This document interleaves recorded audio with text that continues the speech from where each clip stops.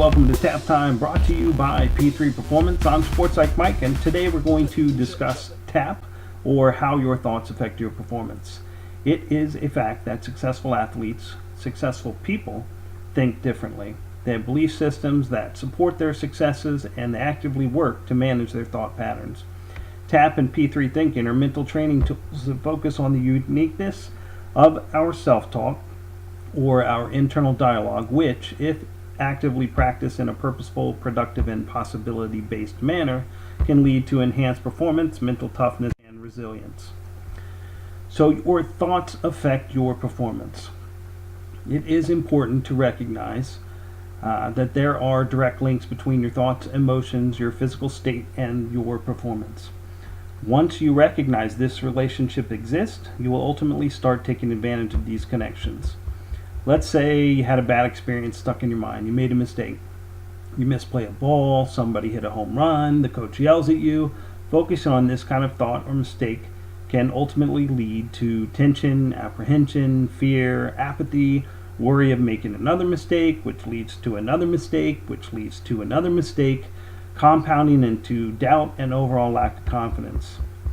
This may also lead to a compromised physical state, where you're going to experience overly tense muscles or possibly out of control anxiety. While this is indeed human nature, we can work to use this or the mind in a more effective manner, and this begins by recognizing when your thoughts are controlling you instead of you practicing P3 thinking with purpose and then regulating your thoughts. Let me show you how this is going to. So our environment is constantly changing, placing demands on us. These are what we're going to call events. Events being a goal up, a goal down, the rain, field conditions, you struck out, the batter homered off you before, whether it was in the game or before in the season. It could be the bottom of the ninth, it could be a penalty kick, a championship match, match point. These events are largely uncontrollable. They are what they are. However, your thoughts about the events are within your control, and they in turn influence how you feel and are displayed in your behaviors or response. So understanding that the event is the event, we have thoughts about said event, and these are our interpretations or perception of the event, that you do have control over how you perceive an event, or what we often call pressure or stress. So you've got this event, it leads to thoughts. Based on our values, our attitudes and beliefs drive our mindset, so our thoughts lead to some kind of a response. As I mentioned before, this could be displayed in an emotional response of fear, anxiety, doubt, etc., and manifest itself into a physical response such as fight or flight, butterflies visibly shaking, or sick to your stomach.